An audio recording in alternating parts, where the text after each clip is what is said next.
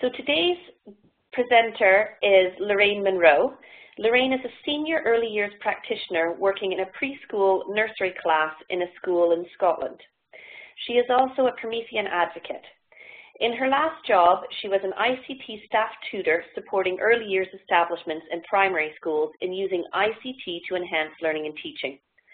She uses technology to support learning, but ultimately sees active learning through play as the key to engaging young people. I am Janice Pranstatter, and I will be your host and co-presenter for this afternoon, and we're also joined today by Samantha Clues. Both Sam and I are former teachers currently working for Promethean. Now, just to remind you, if you do need any support or if you do have any questions as we work through the webinar tonight, please make sure to use the chat facility to chat them in. To get to the chat facility, you just hover over the top of the screen till your WebEx toolbar comes down and then click on the option for chat. If you then make sure once you're in the chat window to select Send To and go to that little drop down and click All Participants, that will mean that everybody will be able to see the comment, or if you have a specific thing that you don't want to share with everybody, if you select Samantha Clues, she'll be able to pick those up as we go along. Okay, so I think we're just going to get started. So on screen now, you can see what Lorraine and I intend to cover in this session. If you have any questions for Lorraine as she shares her experiences, please just use that chat facility to ask. Lorraine will not, as I said, Lorraine will not be able to easily pick up the chat, so please make sure that you send it to all participants or to Samantha Clues, and one of us will be able to pick it up and pass that on to Lorraine. Before I pass the webinar over to Lorraine, I just want to take a couple moments to point out some of the resources within Active Inspire that you already have that are particularly suited for use in infant and early years settings.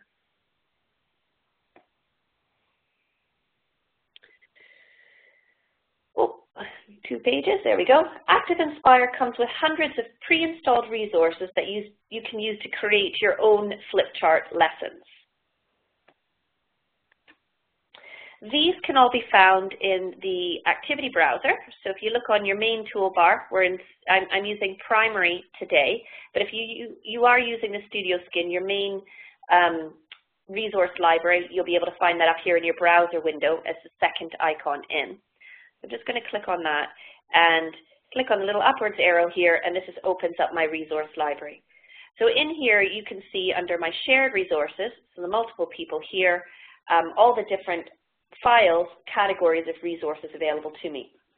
As default with the application installation, you automatically get 5 folders installed. This is activities and templates, backgrounds, grids, lesson building tools, and sounds. You'll notice that I have a couple other ones in here, elementary resource packs and subjects, and these are all resource packs that I have downloaded myself separately. There are some great early years and infant appropriate activities covering a range of curricular ideas as you go along. So for example, if we look up here in activities and templates, under activities, there's some really great pre-designed activities that you can use with infant classes. So there's some really good little ones in here, so it's worth having a look through there and finding out what's there. Also great for just using for template pages and design of your pages without having to think too deeply into that. I've also seen backgrounds used quite heavily. Great for story starters, getting discussion going. So you've got lots of different backgrounds you can use there. You can even create your own backgrounds for handwriting paper to support the children with early writing skills.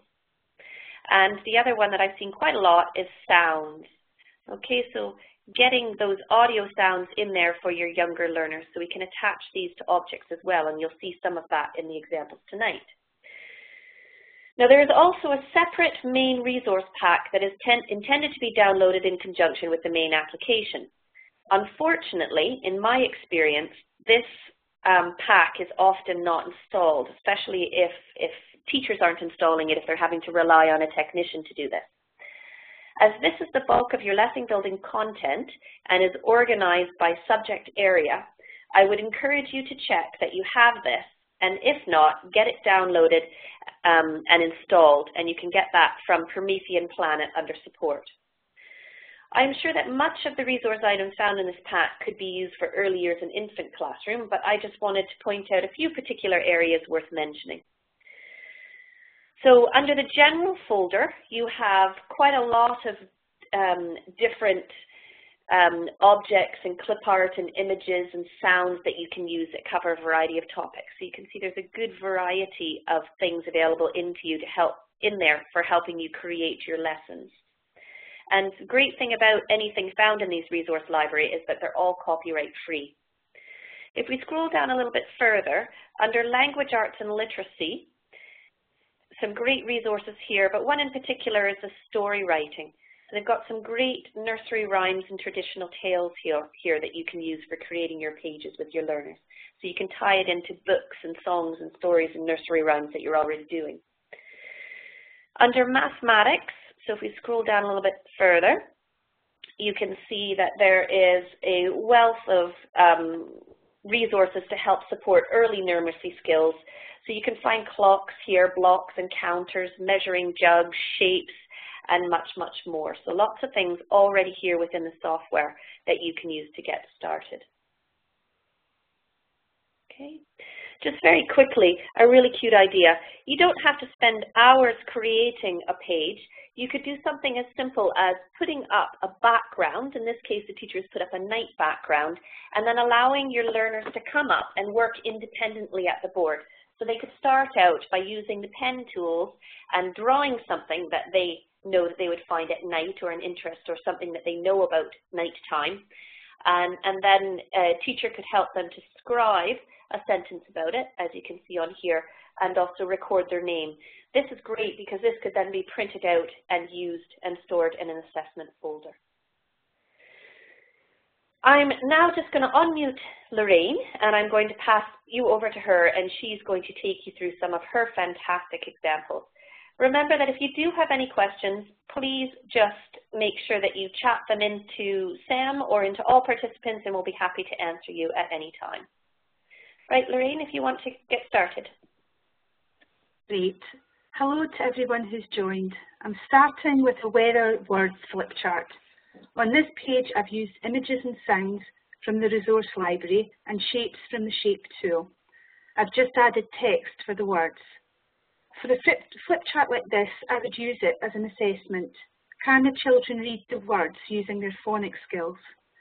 So I would create one page and duplicate it, and then the children would, during the course of the day, in a lesson, in a class, come along and do the flip chart page and write their name on it. Then they would move on to the next page for the next child. I could then print this as an assessment or save it and keep it in an assessment folder. My next page is the Three Little Pigs, based on some literacy work I did with nursery children. I've used digital photographs that I took of an actual book I was using. That way the children can relate to it better and it's more familiar for them. Again, I've used simple boxes and text to create a sequencing activity. This one was created to work with a group. The images are easily dragged about, so if they make a mistake and put a photograph in the wrong place, it can be discussed and moved to the right place. Also, by using the reset tool on the toolbar, it allows you to retry the page lots of times if it was needed. Moving on to the next page, this page was The Sleeping Beauty, and it was used again for a different literacy project. The children had been reading a number of books, and they are all hidden behind the bookcase. The bookcase is locked to the page, and underneath it, on another layer, are the book images. Janice is going to show you later how to lock objects to a page to create activities like this one. We would pull the books out one at a time and then discuss them with the children. This page could be used for lots of purposes. You could also record the children's ideas beside each book when you pull it out, either by writing or typing text, or using the sound recorder to record their ideas. Janice is going to demonstrate how this is done in the next example. So on to our next page, and this is back to the Three Little Pigs. This page was used along with the other page earlier on that I've shown tonight. It's very simple in that it used a digital photograph of the book and one thought bubble taken from the resource bank. I've also added a sound recorder to the page. This would allow you to write or type the children's ideas about what the wolf was thinking. Then you could record the children's ideas saying it. Thank you, Lorraine. Just before you move on there, I'm just going to jump in with a couple of things. So Lorraine talked about locking objects on the page. As you can see here, right now, any of these objects that I click, I get the object edit handles around. So that means that none of them are locked, and therefore anybody could come up and just pick them up and move them. To lock an object to the page, you just select it, go up to the Object Edit menu up here, and then you want to lock that on the page.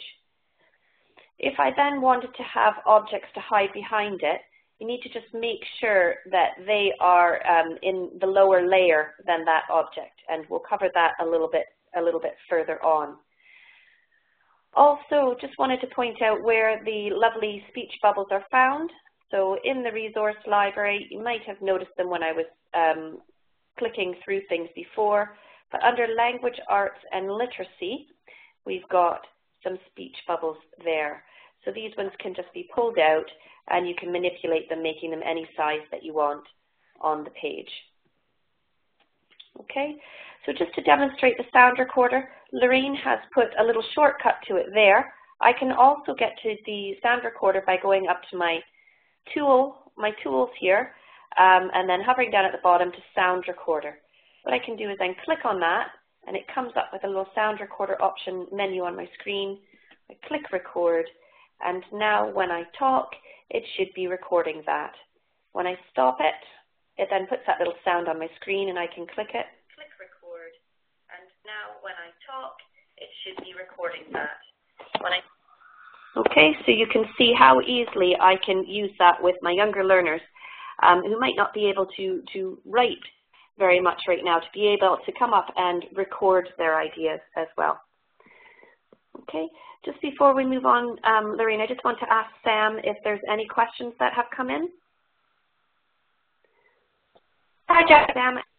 Hi. Everybody is on the audio now. Perfect. Have we had any questions so far tonight? No. Okay, thank you, Sam. Remember, if you do have any questions, please just let us know, and I'll stop every once in a while and see if there's anything that anybody has to ask. We do also like to get some nice comments as well, so if you are enjoying what you're seeing, if you have any ideas of how you've used something similar, please just let us know. Okay, Lorraine, shall we move on to the next page? This page would be great. So this next page is a magnetic letters page. Although this page does look quite intricate to create, it's actually one of the activity pages that come with the software. It can be found in Shared Activities, under Activities and Alphabet Activities, and you just drag it onto the page. All I did was put an image from the resource bank and add 3 lines from the shape tool, and that's the page created. And this could be used for a whole class lesson, a group of children, or for individual children to come up and use with or without support. All the children need to do is pull the letters up from the bottom onto the top of the Flipchart page and spell the word. And you can use the reset page tool for this, so you can use it over and over again if you want to. Okay, just to jump in really quickly again, sorry. So as you can see there, I was able to pull the letters up to spell that word. These letters have been set to drag a copy, so you can see that I can drag up as many A's as I want, so I can keep using that over and over again. So Lorraine has used this quite simply with one image and for the children to spell one word. But what we could also be doing is looking at, you know, a particular letter or a particular sound, and they could build lots of words on this white space as well. So there's lots of different ways that this can be used. As Lorraine said, we do use the reset. Reset is really great because we can just reset that to the last time that we had that saved. But if you did want to do this with your learners and then record what they've been able to do, you can also duplicate this page. To do that, I would just open it up in my thumbnails. So in the primary skin, it's using my little thumbnail page browser here. In the studio skin, that would be on your browser window that's on the side of your page. And all you want to do is just click on it, that particular thumbnail, to the little menu button at the side, and click duplicate. And now you'll see it's put another one in the middle of my Flipchart page. Okay, so a great way to just get all of those pages up ready so you can have individual learners come up, do the activity, write their name to record it, and then you have that for your assessment. Right, thanks, Lorraine.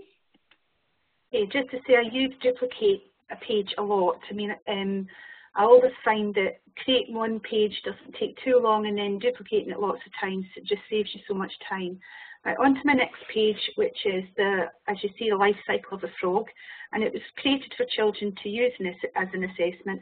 I wanted to see if they could remember the frog cycle. I used the desktop tools to take images from a website to create the page, and I also added a circle using the shape tool.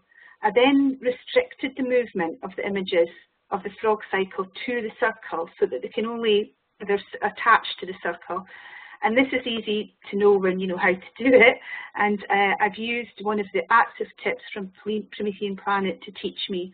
And Janice is going to talk about where these are at the end of the session.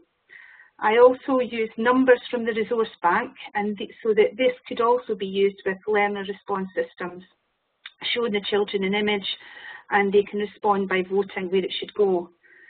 To get images from this website into my Flipchart is simple. Okay, I'm just going to jump in. I'm just going to jump in there, Lorraine, if that's okay. Just to point out, Lorraine spoke about desktop tools.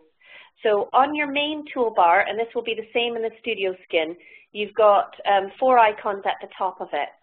The one that has a little desktop with a hammer and spanner on the top, and when I hover over that is my desktop tools. So clicking that takes me out of the Active Inspire software and lets me see what's on my desktop. And as you can see, I have this little tool that when I hover over top of it, it expands, giving me more options. What I can then do then is to use the camera tool, and I can select different ways of snapshots. I like to use the area snapshot.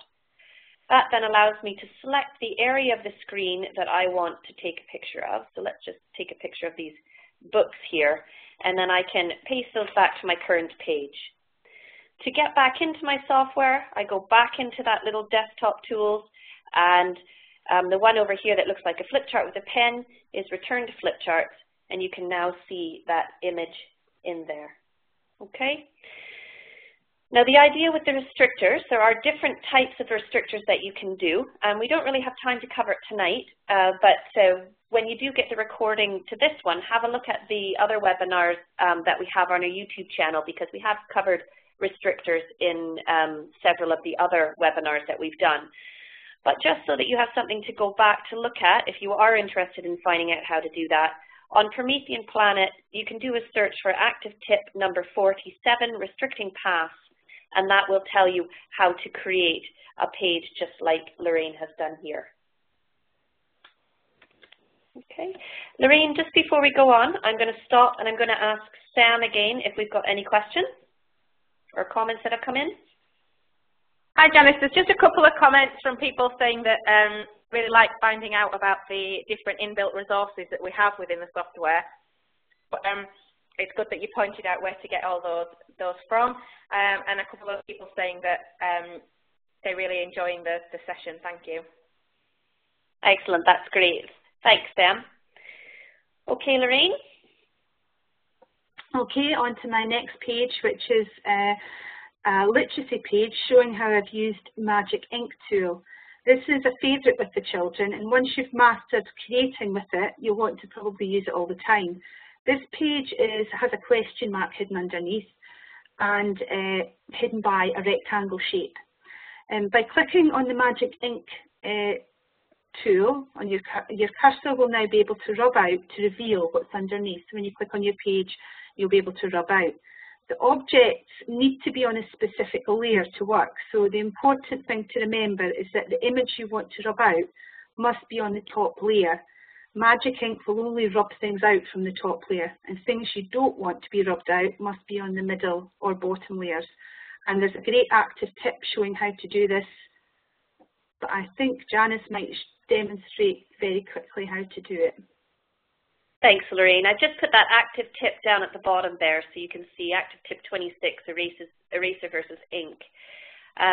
So what Lorraine has done is she's put the question mark on the page and she put the shape. Now when we drag these or draw these two objects, they would automatically default to the middle layer of the software. But as Lorraine explained, Magic Ink only works on objects that are on the top layer of the software. So what you need to do is select that rectangle, go up to that Object Edit menu, and you have the option to reorder. And what you want to do here is just make sure that you move that to the top layer, and that will then put it on top of everything you have on your page as well. That then means I can go into my tools, click my Magic Ink, and I can use it to rub out. Now as you can see, what it does is it actually puts an object on your page that is translucent, transparent for top layer objects. So what it does is it gives that impression of looking through the top layer object to reveal anything that is on the middle or the bottom layer underneath it. Okay, and I can also pick that up and move it around like a little spyglass looking through. Now, if you are interested in finding more, as I said, there's this active tip, but there's also other active tips that will tell you how to make little magic revealers or spyglasses, so tools that will actually let you do this as well. So it just takes that little step further. Oh, Lorraine, I think I'm skipping pages here. The next page is the Three Little Pigs page, and this page is really quite simple. It's just a photograph of an image of a book we're working on. Again, you'll see it's Three Little Pigs. I've used this, things like this a lot of times. You can do things like clicking on the highlighter tool and highlighting letters or sounds that you're working on, or on common or tricky words that you're learning. You can use the pen tool and annotate on the top of the photograph by underlining words or writing the children's ideas down the side. You can add speech bubbles or thought bubbles to the page. I haven't locked this image, but you can lock the image if you want to, so it wouldn't move about when you were using it. Sorry, Lorraine, there. I got a little bit lost in trying to find my way. So as you can see, I can pick up the pen tool and be able to annotate on top of it. I can use the highlighter, as Lorraine said, to highlight over key things. And I could also go into the resource library and drag out things like the speech bubbles. And remember that they were under our literacy. So we've got the speech bubbles here. Or I can also bring speech bubbles out from my shape tool, and I can draw speech bubbles on that way. Okay. Okay, my next one is a real favourite of mine, my Spiders Counting page. One of the tools I use lots in early years is the drag a copy from the object menu. This simple page is a background which has been downloaded from resource packs on Promethean Planet. I then added some text and an image of a spider from the resource bank. By clicking on the object, you will get a menu toolbar, and this toolbar, you click the object menu, there's a list of options. Click on the drag a copy at the bottom, and then that allows you, when you hover over it, you'll notice that there's a little cursor. The cursor now has a little plus, and it allows you to drag as many copies as you want. Again, I would use this as an assessment, asking the children maybe to write their name on the bottom before moving on to the next page. And it could be printed and added to the child's folio or saved as an image for an assessment file. When printing, you have the option to print more than one Flipchart to a page. So I normally print 9 Flipchart pages to a page. And this normally gives me a big enough image to see what the child's been learning. That's great, Lorraine. So this uses that same idea that we saw with the activity page that we dragged out of the resource library with the alphabet at the bottom. So it's just that idea of drag a copy. So any object on my page, I have the ability to be able to do that just by selecting it, going up to the menu and selecting that drag a copy, and you'll see that that object is now my one that I can duplicate as many times as I want very quickly. And I've seen a couple of comments coming in, so I'm just going to pause for a second and unmute Sam. Sam, is there any questions coming in? They're just comments, Janice. So Janice just pointed out that the highlighter tool is really good for finding sounds or types of words. So each child gets their own colour and can access who found what as an independent activity for a group. So that's a really good idea. And she's also just pointed out that she's really going to spend some time looking at the active tips page on the website to find out more about some of these ideas. Okay, great. Thanks. Thanks, Sam. Okay, I'm going to pass you back on to Lorraine. Okay, my next page is one I created when introducing the children to the UN Convention of the Rights of the Child, and we were discussing respect. I find it much easier to create your lesson away from the classroom, and using a Flipchart to do this allows you to compile everything in one place. On this page I have a link to a YouTube clip, which is going to be the focus of my lesson. And by adding the website link to a page, it means I have no frantic scrambling to find the website during the lesson.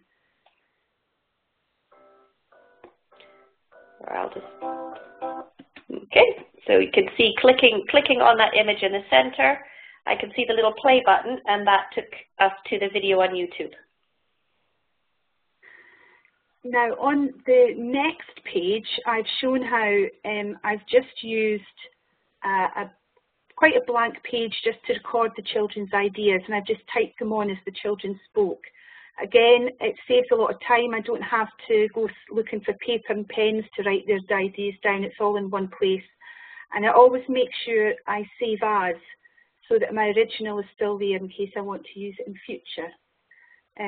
For this Flipchart, I also printed off all the children's ideas to go in my planning folder. And I think Janice is going to quickly demonstrate how to add a web link to a page. Yeah, adding a web link to a page is very simple. All I need to do is go to my web browser and select the URL that I want, and I'm just going to copy that. And then going back into my software, back into ActiveInspire here, I can then go up to Insert and Link, and this time we want a website. Paste that website link in there. Now, I then have the option to just put that on purely as text on my page. I could have an image icon, so that would give a little globe like the World Wide Web. I could create an action object, or what I could do is I could attach to an existing object, and this is what Lorraine did on the previous page. She selected that, and then going to the ... to find the image she wants to attach it to on her page. So I'm just going to attach it to Hayes Head Primary Preschool, click OK, and now when I hover over top of that, you'll see I get that little play button, and clicking it takes me to the website. Okay, so very simple to do.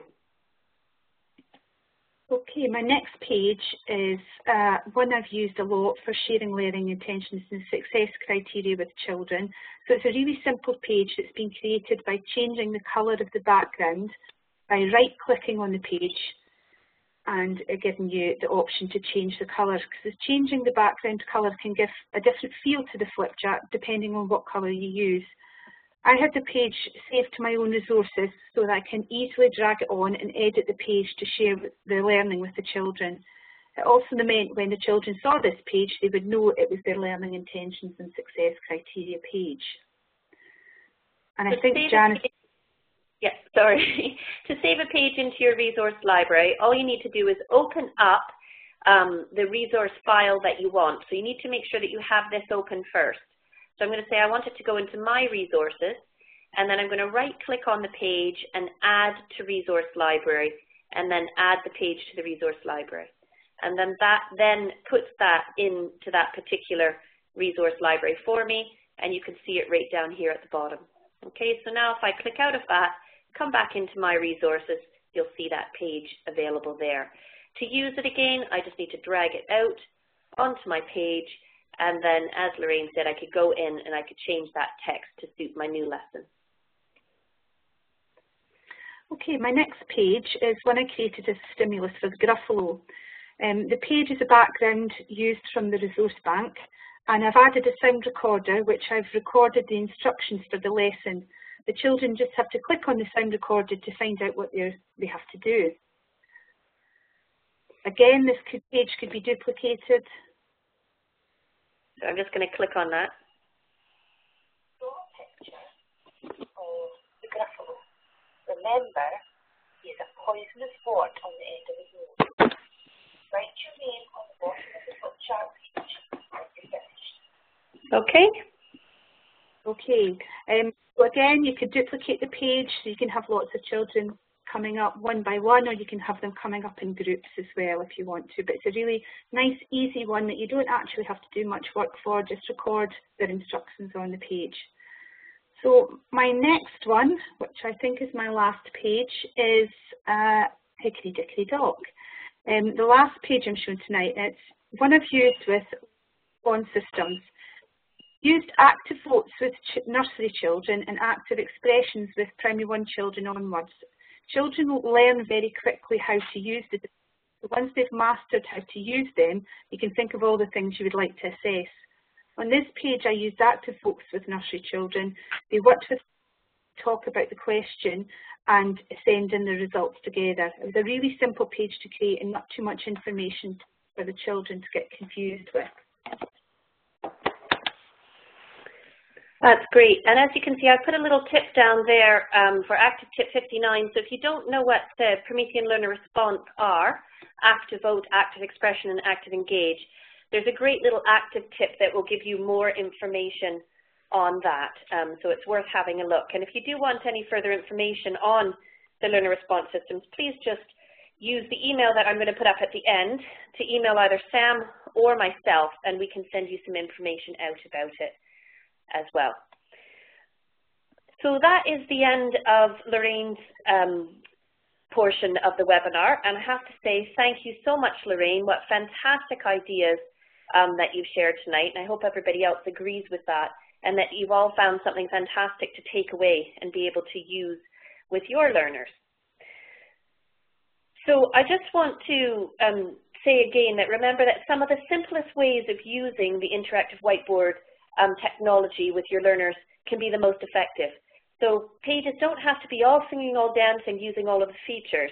They just need to be hands-on and interactive enough to get your learners up there, touching the board, working with it. And that's what they love about it. Okay, and in fact, sometimes all singing and all dancing can actually limit the learning value that your pupils get from it.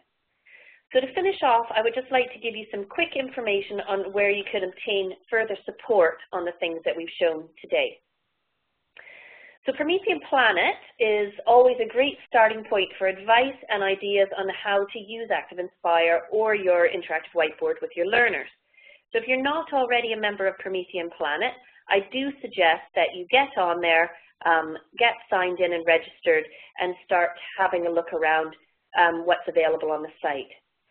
So with regards to looking specifically at early years and infant classes, you could do a search just purely as a keyword, or what you could also do is to be able to go into resources here, and you could actually search by early years or foundation stage. So right away, it will begin to narrow down the resources that are on the website that are suitable for your age learners. Now, as you can see, doing that has shown me that there are 4,783 resources, so that would be an awful lot to look through, but that's okay because at any point I can add in a keyword search into there, down here, type it in, and narrow that down to show me specific things that I'm looking for. Okay. The blogs and forums are all user contributed, so are great for hearing about the good practice that others are doing in their schools with this type of technology. Clicking on the blog, so if you go into the blog here, and if you do a search for Lorraine Munro, my internet's a little bit slow tonight, If you do a search here for Lorraine Munro, let's spell it right, you'll come up with some fantastic blogs that Lorraine has written in the past that are shared on Promethean Planet. So some of them are talking about using technology with learners, and other ones are just talking about fantastic ideas of things to do in the early years infant settings. So I do recommend that if you get the chance that you have a look there. I've been talking about active tips quite a lot tonight as we've gone through. So you can find the active tips under professional development, clicking on learning, and then the active tips are listed here. So when I go to that, you'll then see my section on active tips, and all the available active tips will appear down here at the bottom. Okay, so you can go in and have a look for some of those ones that we spoke about tonight. If you have a few pennies to spare and you would prefer to use some of the higher quality publisher created content that we have that to offer as well. And as you can see, they tie in very closely to a lot of the popular publishers that are out there. Now these ones I picked are, a lot of them are mainly for UK, although anybody could use them, but they all have suitable resources for early years and infant classes. There's quite a lot more selection out there for American schools as well that is tied into the Common Core. So under the store on Promethean Planet, this is where you can find the publishers that we've worked with. So you can see some big ones like Ladybird, Collins Big Cat, National Geographic, and EdPax is another one, a great Scottish company that have developed content that spreads across subject areas, and it has links to several curriculums from countries around the world. So there's some really, really good content there. And the great thing about it is that you don't have to spend a fortune, because prices are based on individual flip charts, and they range anywhere from about £1 to £5 or $1 to $5. I saw a question coming in there, so I'm just going to go up and unmute Sam for a second. And can you tell me what that question I saw pop up? I can. It says, if you pay for publisher-owned ones that you are showing, can you use them in school too, even if the school hasn't paid for them directly? Yes, because when you purchase it, you have the license to be able to use it with one display. So you can bring that in and be able to use that in school.